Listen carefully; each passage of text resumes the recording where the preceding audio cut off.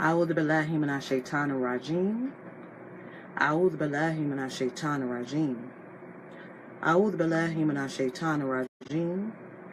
بسم الله الرحمن الرحيم. صلى الله على سيدنا محمد وآله وصحبه وسلم تسليما.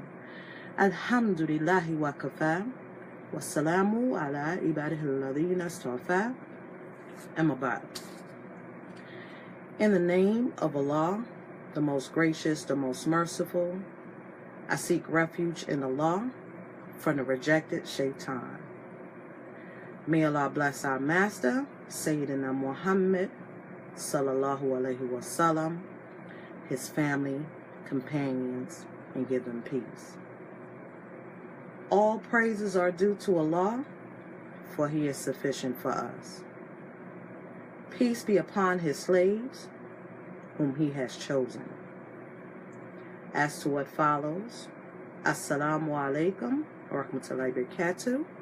You're now listening to another episode of the Half Your Deen Show on NZR Radio with myself, Saeed, aka Samira, aka Habs Baraka. Just give me a moment to share the page, and if you're listening,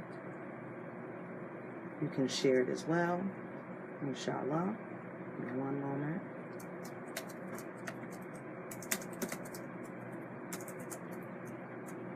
Okay, let's see here. Share a few more places.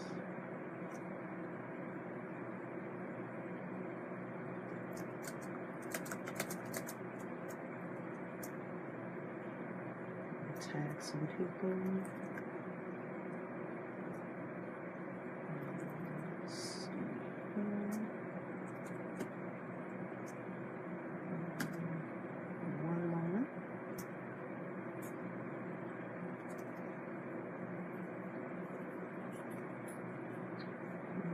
Let's see here. All right, alhamdulillah. Yes, it's Thursday. Alhamdulillah. Wa alaikum salam wa rahmatullahi wa barakatuh, Imani. Let me know if you can hear me clearly, inshallah.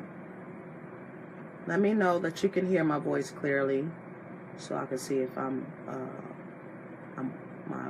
audio is on point. And those that are looking at it through the Facebook Live, please let me know that you are hearing me clearly and you see me clearly, inshallah. Because on my end, I'm kind of getting some mixed reviews on here. Let's see here.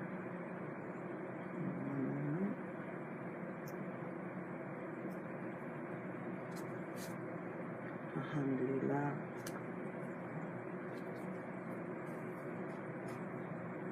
Let's see here. Alhamdulillah. Assalamu alaikum wa rahmatullahi wa barakatuh, Sister Sakina.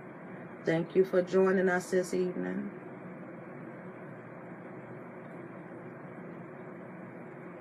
Please share this page, this video on your page. Let everybody know that we're broadcasting live. We didn't broadcast on Monday because it was Eid time and a sister was mad tired. And doing a show was the last thing on my mind. My bed was calling me. And so I said, well, one of these days we will, alhamdulillah, we will broadcast this week. So I said, okay, before the week is out, I need to do a show, mashallah. But before we begin, inshallah, I wanted to mention a couple of things. Prayers goes out to the people that are experiencing the storms that they are experiencing at this time. Still pray for those that are going through the aftermath of Harvey in Texas. And then recently we have Irma, who came through and basically wiped out an island that housed, the population was 1,600, I believe. It barely scathed Puerto Rico, I heard, but yet they did have damage, and she's still raging havoc in the Caribbean. So please keep those people in your due eyes. If you're able to help, if you have family out there, try to contact them, see if they're okay. If there's anything that you can do to assist, make it your business to assist, because that's what Muslims are about. We're about helping out, regardless of the religious beliefs of others. We help out because that's what Muslims do. Alhamdulillah. Assalamu alaikum, Sister Fatima. Thank you for joining us. And that's what you call doing charity and giving sadaqah. And we can do that with our time, our money. There's different ways that you can give sadaqah at this time. And this time, people are really going through some tests in their life right now. And it's reported that Florida will be next. That's the next major place that will experience Storm Irma. And it's crazy because all of this is occurring after that that eclipse. And I believe so much that has a lot to do with it. Not because it was just an eclipse. It was something that Allah precursor to what can happen. Like, this happened. I made this appear for y'all guys as a sign, and there's something to follow. I truly believe that. So don't sleep on these events. You got fires raging in California, and other places. People say, oh, that's just something they do every year. But no, these fires is like out of control. These are signs for us to reflect. And we should be doing a lot of reflecting because time is short. People are losing their lives. You got the Muslims that are being tortured, are being burnt to death, are getting run away from their homes. At this present moment, everybody's going through a test. So even though you may not be physically going through stuff, you should be feeling the waves. You should not be feeling comfortable in your state and saying, well, I'm good, that's all that I need to worry about. No. When the one portion of the ummah is going through stuff, the whole ummah is going through stuff. That's just like the hadith says, when any portion of the body hurts, we all feel it. So you should feel some type of, have some type of emotions in regards to this. Because it could be you next. And you may not have to experience a hurricane, but you may go through a crisis that you didn't even think about could come through your life at any moment. And Allah could take you at any moment. That should always be in the forefront of your mind when you're doing things or dealing in life and dealing with people and dealing with situations. Because nothing is permanent. We walk around here and act like things are permanent. Things are changing all the time and more frequently now because we're getting closer and closer and closer to the end of days. It's the time is not on our side. Time is not our friend. So we got to be mindful and conscious of what's going on. So there was a couple of things that I wanted to mention. Just remind us where we are. It was just something that I was just thinking about, and it was related to the recent announcement by 4 or 5 about shutting down DACA. And if you don't know what DACA is a program that President Obama put into effect back in 2012. And it stands for Deferred Action for Childhood Arrivals. and it was an administrative relief from deportation. And the purpose of it was to protect eligible immigrant youth who came to the U.S. when they were children, and they were eligible for protection from deportation. Assalamu alaikum wa barakatuh, Sister Sharnice. Thank you for joining us, alhamdulillah. Wa alaikum salam wa barakatuh. And so these immigrants, these youngins, they call them the dreamers, were allowed for protection from deportation, and were given the opportunity to get a work permit, which expires after 2 years. And it is subject to renewal. There's some rules to it. So I just want to read, like, what were the requirements for you to fall under this, to be allowed to partake in this program.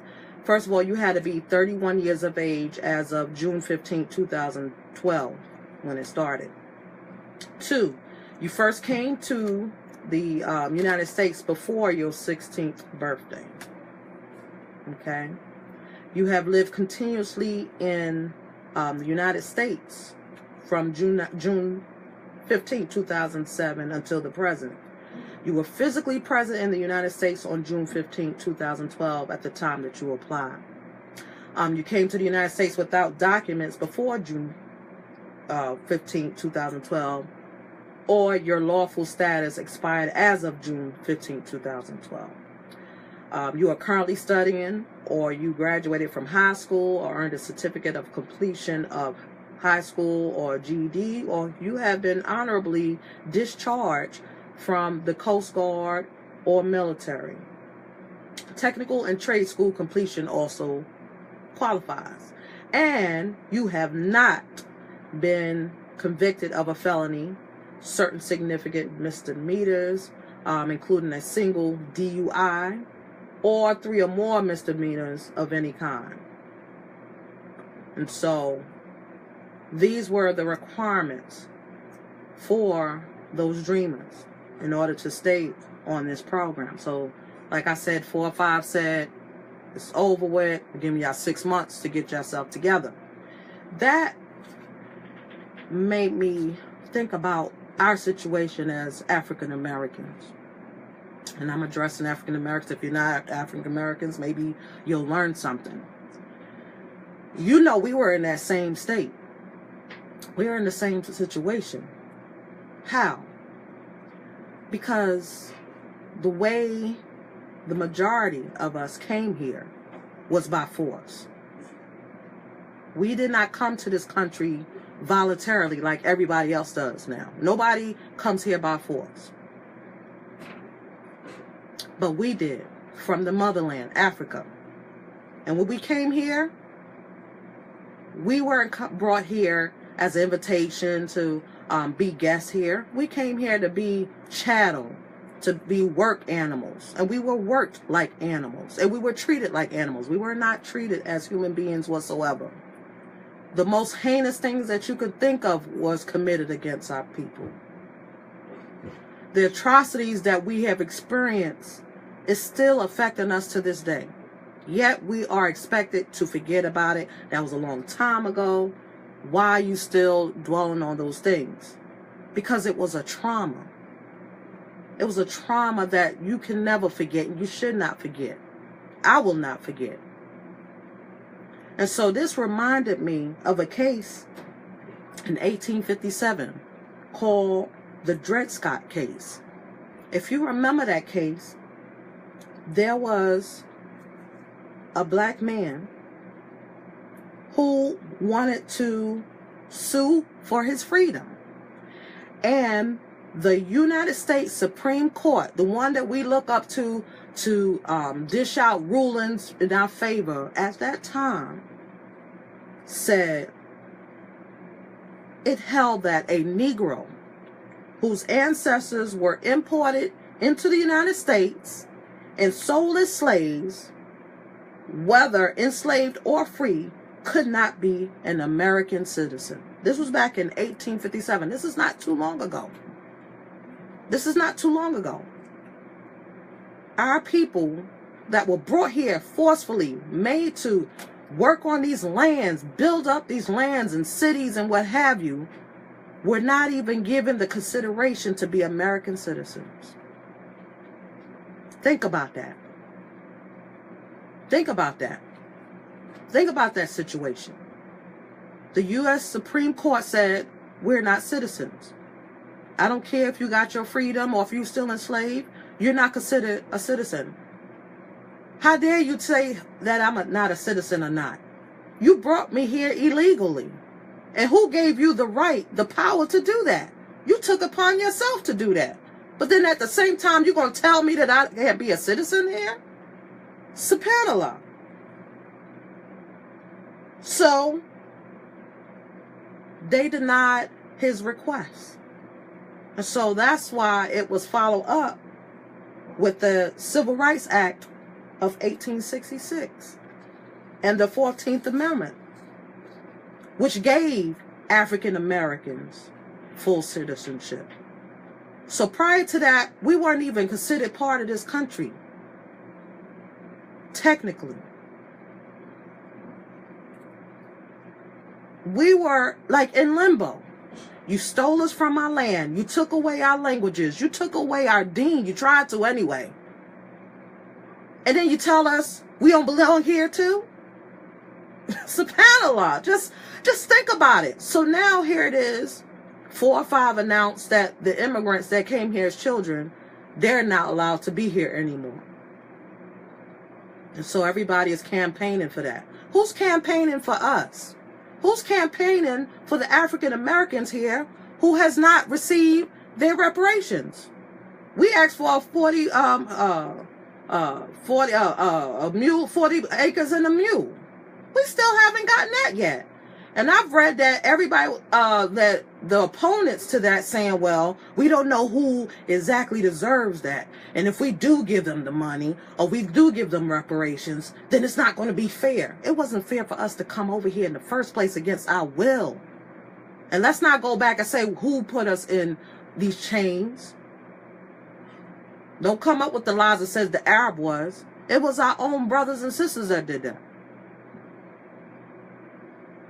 Who was the one that told on those that were slaves here that tried to run away and get away from that oppression? Our own brothers and sisters told on us. SubhanAllah. And you just want us to forget about all that. That's why we can never come together. We're like crabs in a barrel. That's like our mentality for some of us. I don't have that mentality. I try not to be.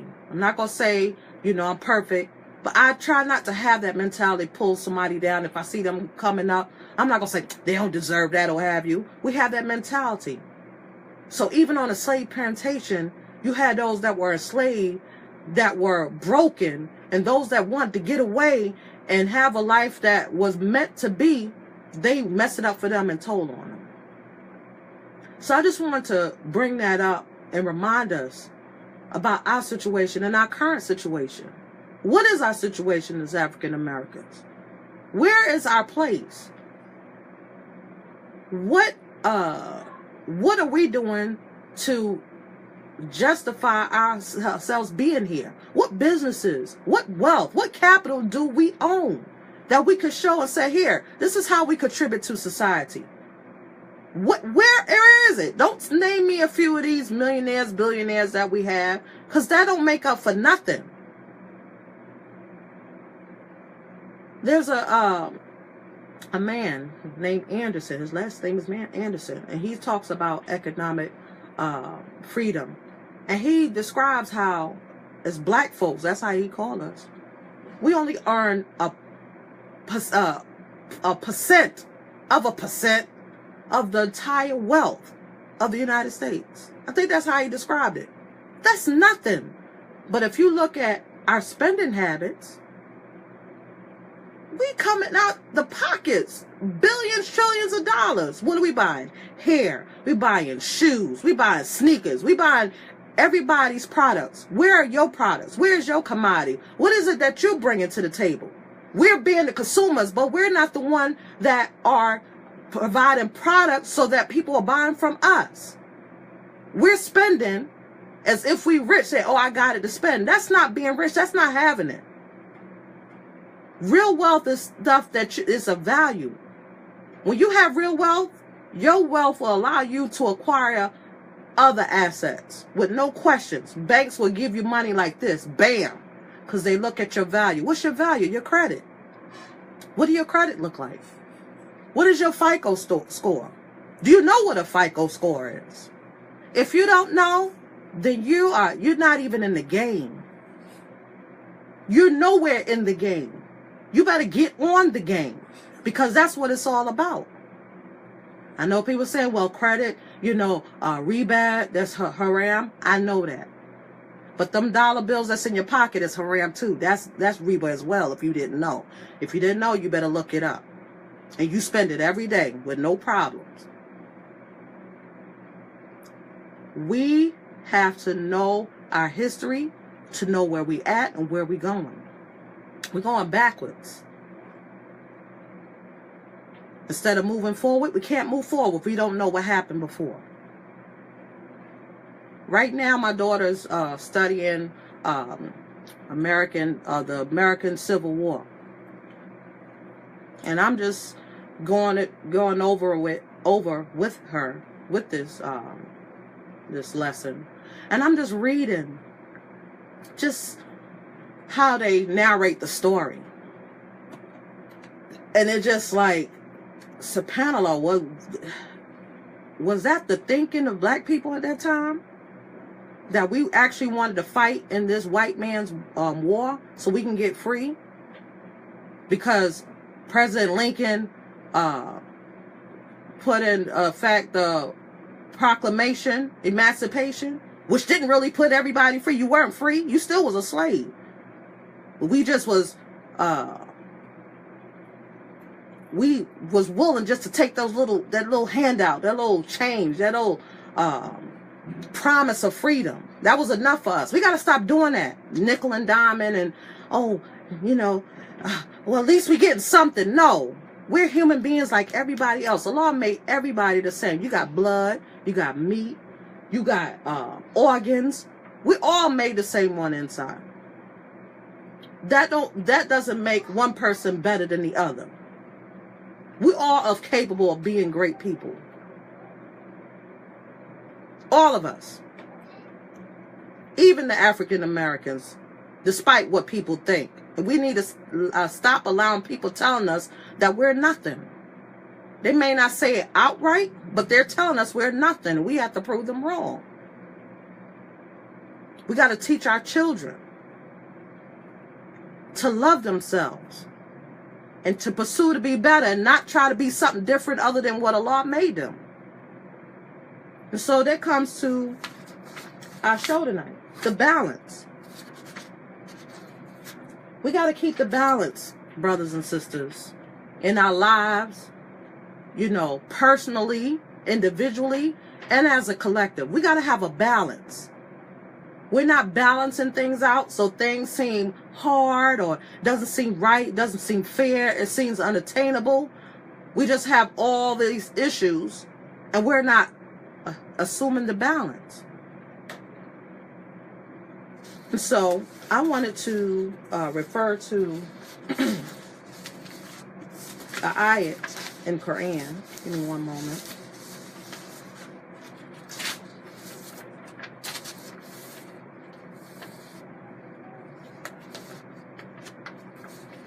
Allah says in Surah Al-Araf, one moment.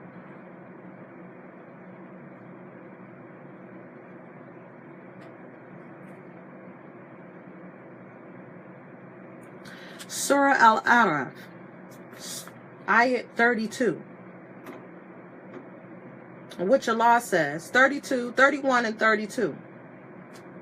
And I'm going to give y'all the translation. Wa alaikum salam wa barakatuh, Sister Samaya. Thank you for joining us. Allah says, who has prohibited the adornment Allah has brought forth for his servants and the wholesome things of sustenance?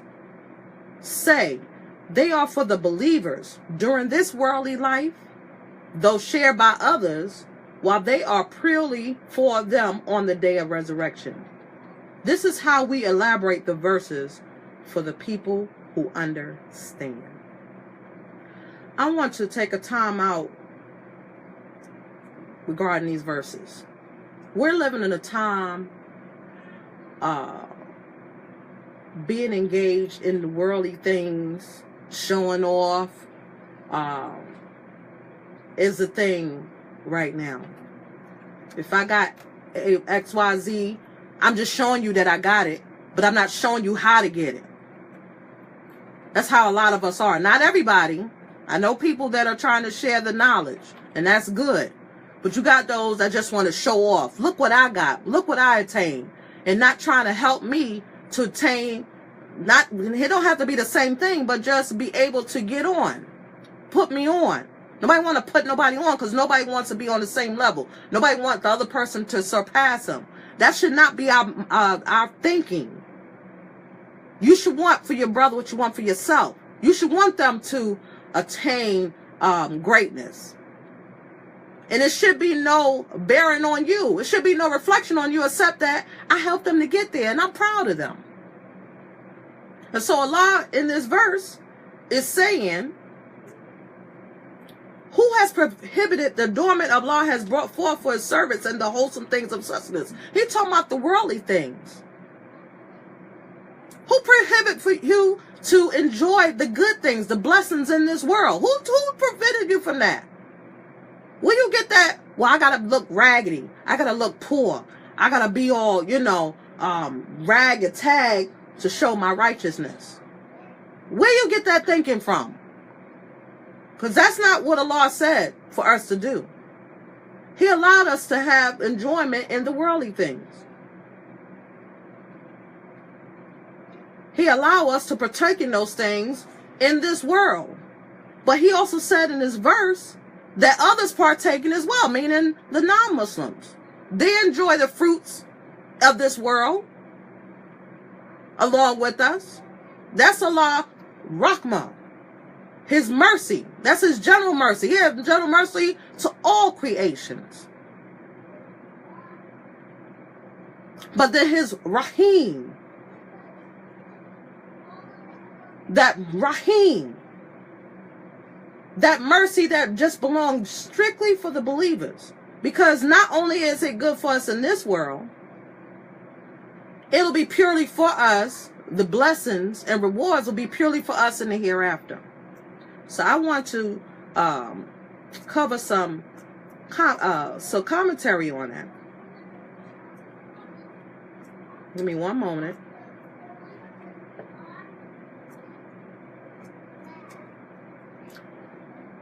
Abdullah ibn Abbas, may Allah be pleased with him, had explained in this verse that all blessings and comforts of this world are subject to the safeguard that they do not become a source of trouble for them in the hereafter.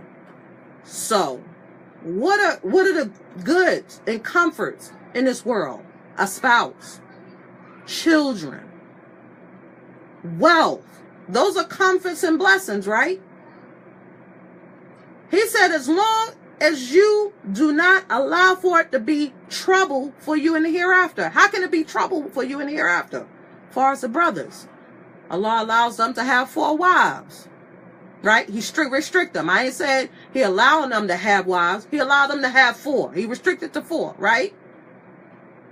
And there's a condition in which that brother has to make sure that he is just in his means of taking care of them and his time. What happens when he doesn't do that? He go before Allah crooked. He comes in a form that shows that he wasn't doing what he was supposed to do in this life, in that comfort that Allah allowed him to have. It's okay to enjoy it. It's okay to enjoy in it. But don't allow it to be a source of trouble later. If you know you can't handle it, do it. Don't do it. Stay out of it. Ask Allah to give you the means to do it. Don't just jump in it because it's available to you. The Prophet Muhammad sallallahu alaihi wasallam, didn't marry every sister that came his way. One sister came to him, was presenting herself. He ain't say nothing. He didn't acknowledge her. He said, anybody want to marry her? There was a brother that said yes, but I don't have the means. He helped that brother out to marry that person. He could have married him. But that was an example for the brothers that you don't have to marry every sister that come your way. That's an example for our sisters too. Just because a brother come here and grinning his teeth with a shiny throat, don't mean you have to marry him. He may not be good for you.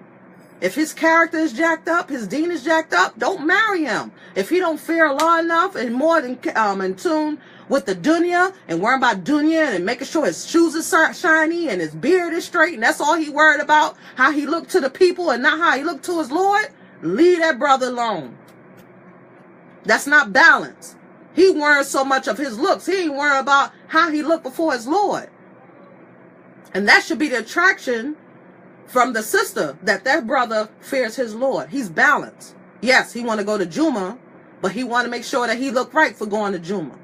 See, there's the balance. Because you're supposed to go to Juma straight, smelling good, clean, immaculate. And you go there for the intentions of worshiping Allah. That's a worship. That's a ibadah. And that's what his intentions are. Alhamdulillah, that's the brother you need to scoop up. Now, sisters, some of us are so concerned with the looks. Oh, he don't look all that. He ugly. I can't do it. But the brother has a good heart. He fears Allah. He prays. He fasts. You would rather pass that up because you worried about the outside and not concerned with the inside. There's no balance there. Sometimes you got to compromise. He may not be what you want, but he's definitely what you need because that's what Allah sent you. And you don't want to come before the day of judgment and you tell Allah, well, I remained single because I never found my soulmate. I never found the brother. He's like, I sent you plenty. I sent you brother Abdullah. Remember the one you said that was ugly? That was your key to paradise. You passed him up because you was looking at his look. See, then it's too late. We got to have balance, sisters and brothers. You can't be too righteous, concerned with your hereafter and neglecting your here now and those that you are responsible for. It's got to be a balance. You got to be concerned for them and your hereafter. That's why Allah says in Surah Tahrim, save yourselves and your families. Look at the balance. Save yourselves and your family. Allah didn't say just save yourselves and left it at that. He said save yourselves and your family. That's the balance. How do you save them? How do you keep the balance? You make sure you follow the rules. And then you ensure that your family follow the rules. You teach them and you show them by example. Not just lip service, but by example. That's how you save yourselves and your family. Now, if they want to go astray, that's not on you. Because you did what you're supposed to do. And this is not limited to brothers. This is for sisters too. Even if you're married, you got to save yourself and your family. If you have children, you're responsible for them. You got to teach them. That's their right over you. You got to feed them the halal. What it looks like, you eating halal and you giving them McDonald's or Burger King or Popeyes or KFC. Well, they're not mukallaf yet. They're not, at the age of responsibility. But you got to start from the cradle, teaching them the right way. But you sitting here worrying about yourself and not worrying about their hereafter. Knowing darn well that your eating is connected to your worship. When the hadith state that a man come disheveled, his hair is messed up, his clothes is messed up, his food is jacked up, his drink is jacked up, and he's expecting Allah to answer his du'as. Allah's not going to answer your du'as. Don't you want your children's du'as to be answered? Don't you want them to be blessed? Don't you want them to raise up to be upright ambassadors of this deen in this world? That should be your thinking. Don't just think about yourself. So you're going to sit there and eat the good and pure food, and you giving them that trash.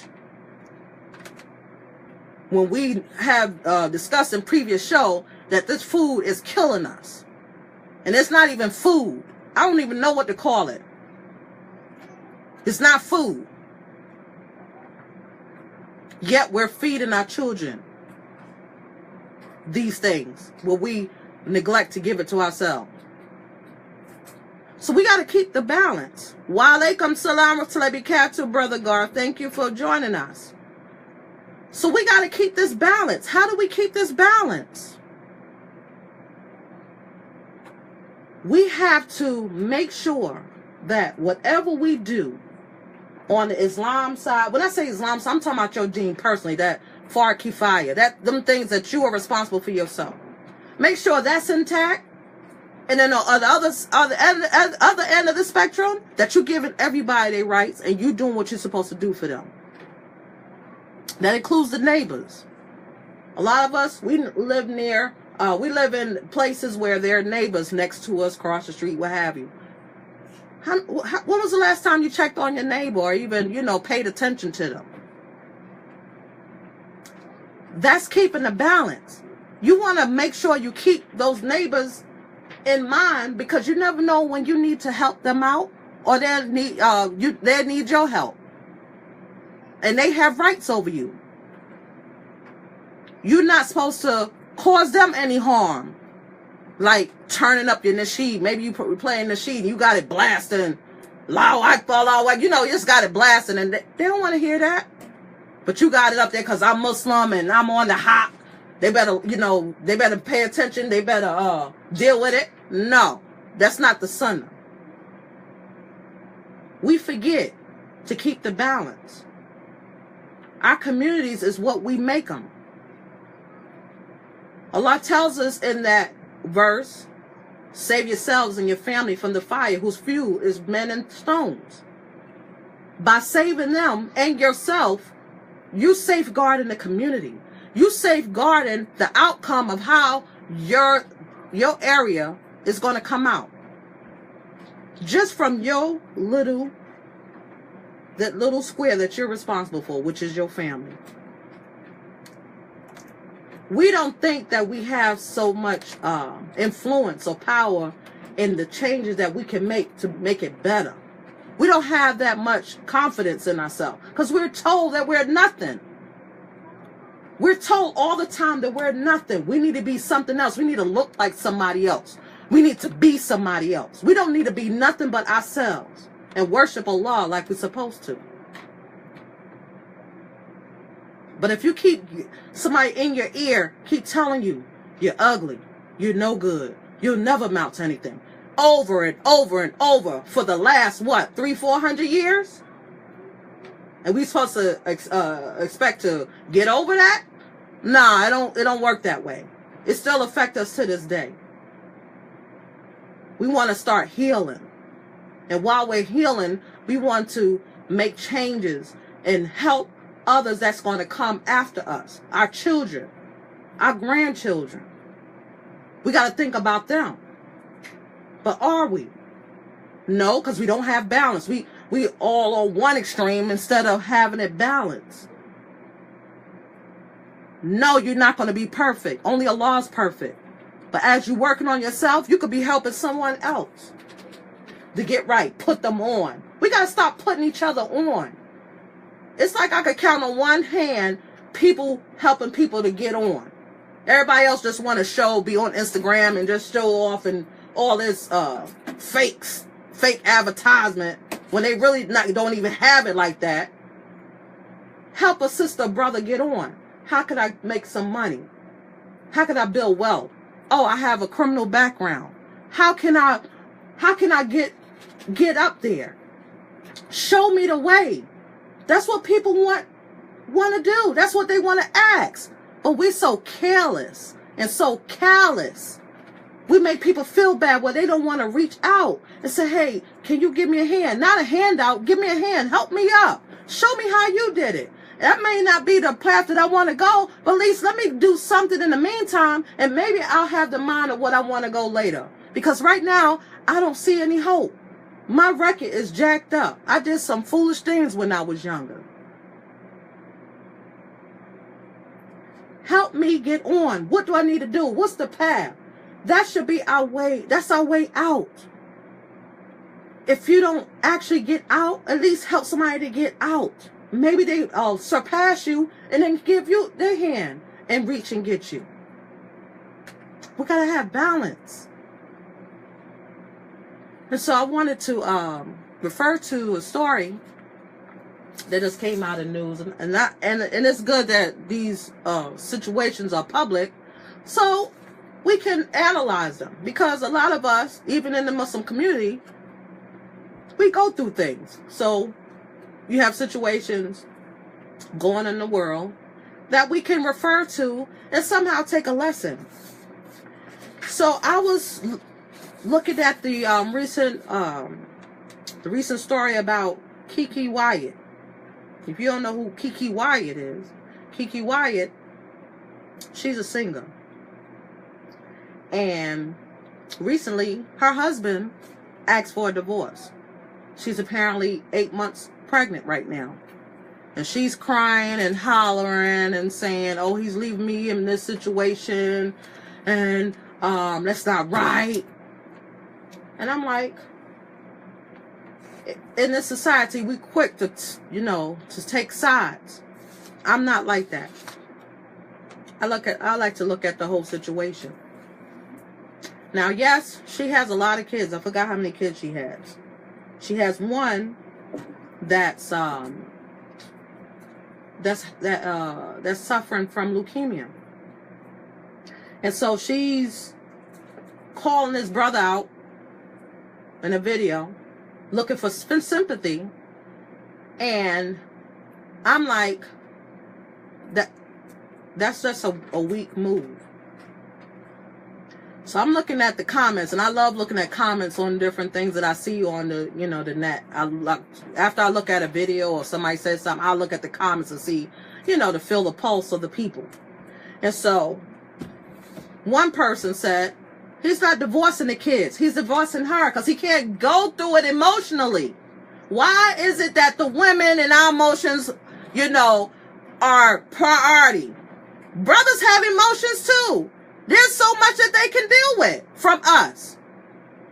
Women are crazy.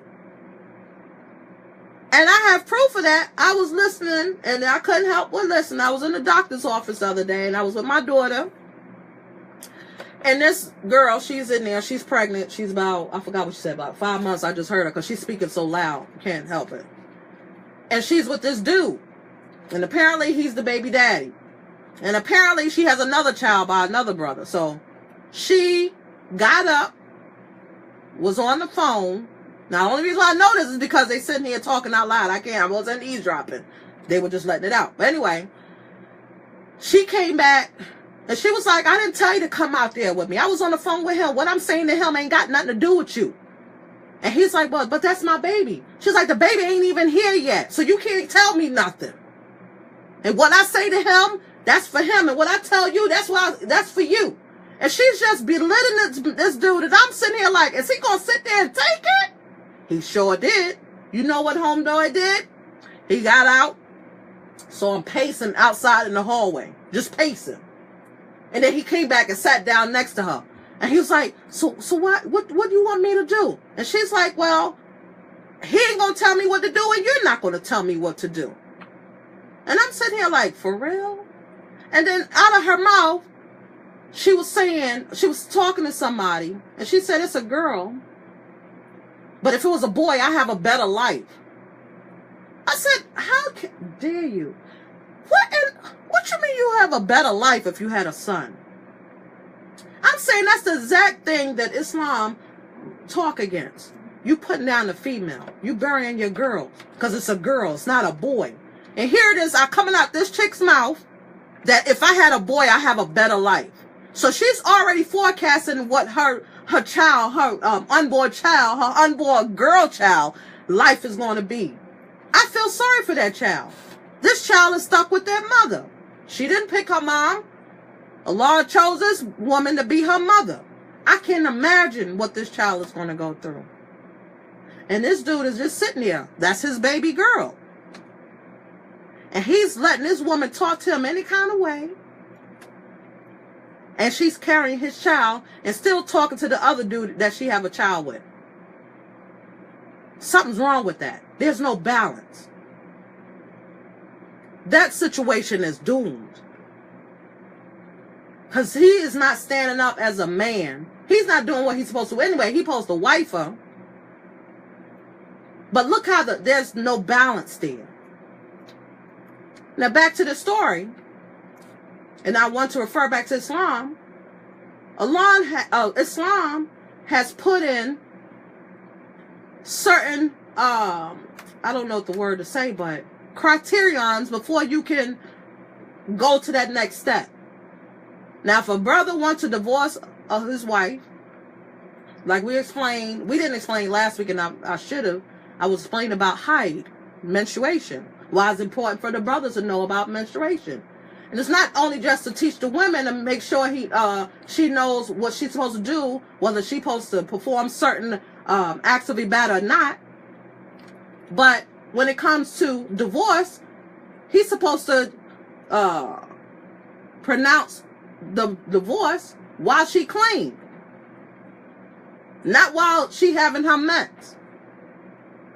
And when he does that, they should not have been together prior to that once she became clean before he had pronounced that. So these are things that brothers need to know. Because one, when he pronounced it, the woman has a three lunar period, meaning 3 menses to look out for. Not 3 months, 3 menses to look out. So your iddah may not necessarily be 3 months. Like your mens may not come each time the same month. It might be a skip a month. But as long as you get 3 periods, that's the iddah. And once it's over with, either you retain her before it goes out, or you just let it go and y'all go y'all separate ways, and maybe y'all get back together later. So here people is like, oh, she's pregnant. How can he do that to her? What is she putting him through? What kind of language is she putting together and shooting at this dude that he could not take it? He could not wait until she dropped that load. I believe it was something that he just was like, before I kill her, I'm out. Before I put hands on her, I'm out. And so I was reading his response to why he wanted a divorce. He said, I can no longer allow our children to live in a toxic environment. And because I love Kiki, I can no longer accept toxic behavior. Brothers are allowing toxic behavior. And vice versa. But the brothers are allowing this. He said, a home should be a refuge of peace from the iniquity and harshness of the world. What did Allah teaches us in the Quran? He placed love and mercy between us. How is our household? How do our household look like? Tranquility. When you come home, you coming home to peace. You ain't got to worry about anything. You with your boo. Yes, the world is doing what it's doing, but when I'm here, I'm good. He got my back. She got my back. She gives me word of encouragement. He gives me words of encouragement. When I'm home, when I step across that threshold, I'm at peace. This is the only place of refuge that I know I can come and unwind. But when you're in a marriage and you can't even unwind at home, it's not good. It's a recipe of disaster. So he said Kiki is much stronger than she gives herself credit for, and she's a great mother. He's acknowledging her strengths.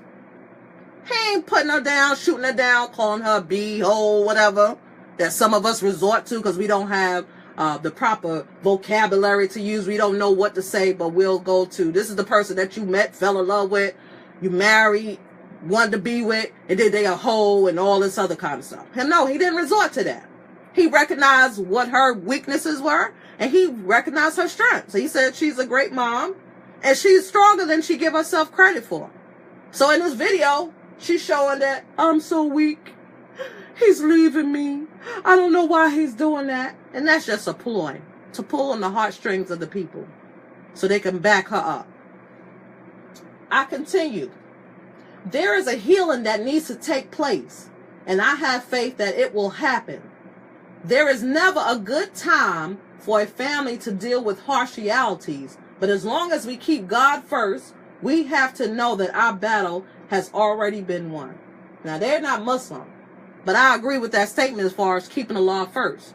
What does Islam teach us when you split?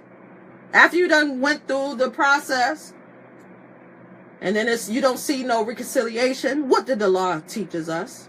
He said to part in kindness. How many of us practice that? That balance.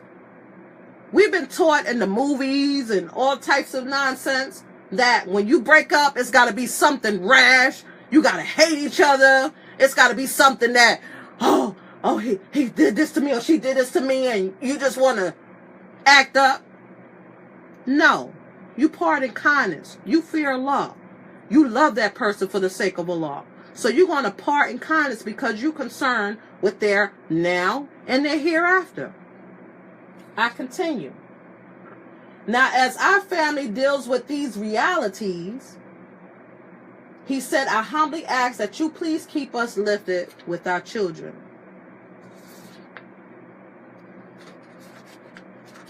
So, he's telling those that are, looking at this situation, he said, keep us lifted in prayer. And when you comment, please keep our children in mind. Because there's a lot of trolls. People got loose lips. They talk reckless. Well, they type reckless because they wouldn't say that in person. And this is his standpoint. He didn't want to be in a toxic relationship in this marriage. It was toxic.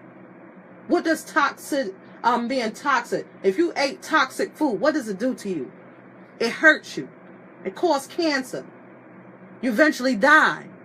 There's nothing nutritional about you. No benefit, nutritional value, no nutritional benefit to keep eating that stuff. Yet you stay there. Why do we stay in these situations? Knowing that it's harmful to you and your deen. Got to keep the balance.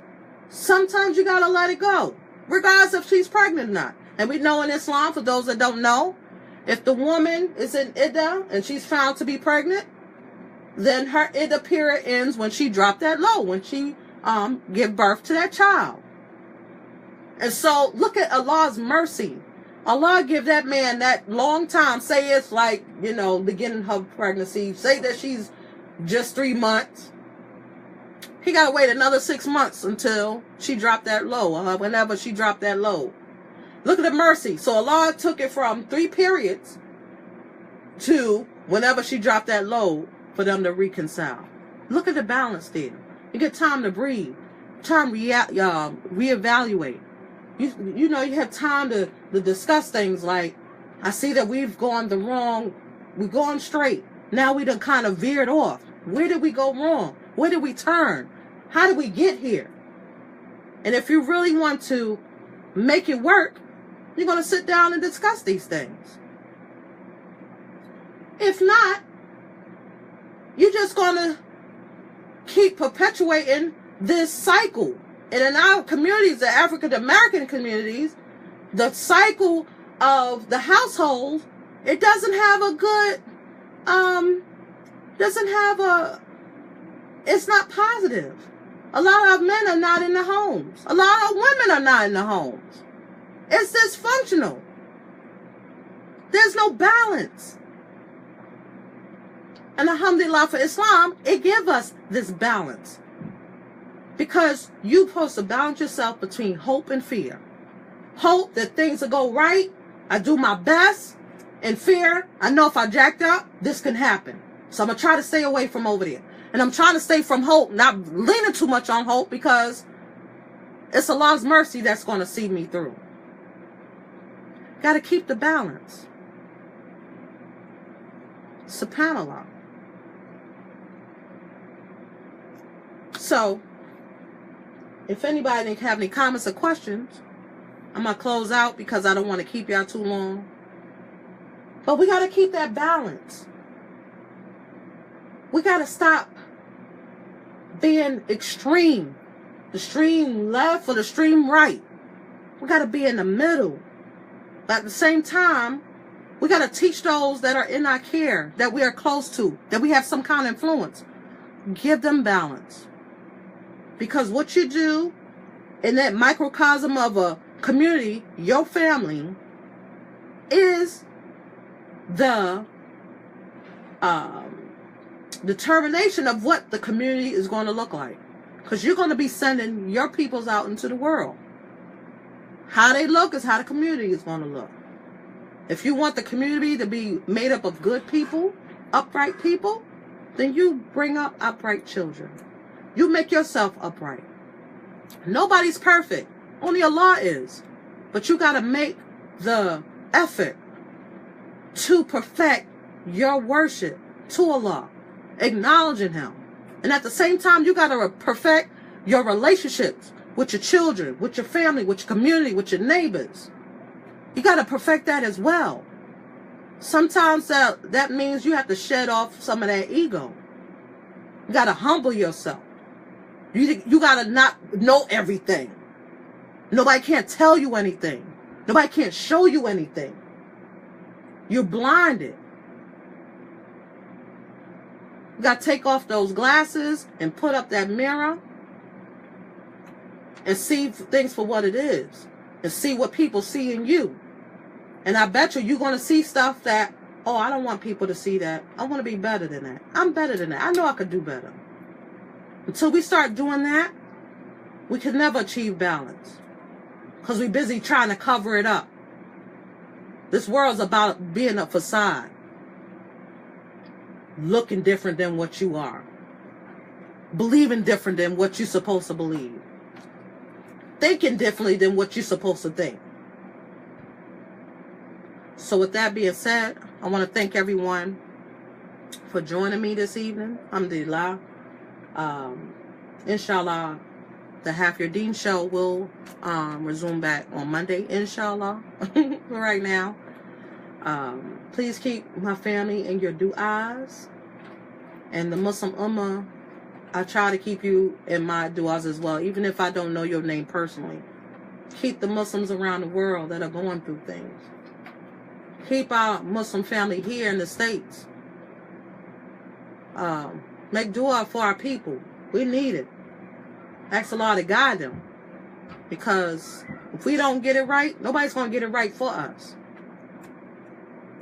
We got to do it ourselves. It's in our hands. Don't let nobody else tell you different. It's in your hands. You can make the change. So with that being said, Assalamu alaikum, Sister Gia. Thank you for joining us, alhamdulillah. So with that being said, subhanakallahumma wa bihamdika, ashhadu an la ilaha anta astaghfiruka wa atubu ilayk. Wal asra innal insana lafi khusra illa alladhina amanu wa amilu salihati wa tawassaw bil haqqi wa tawassaw bis sabr. Assalamu alaikum wa rahmatullahi wa barakatuh.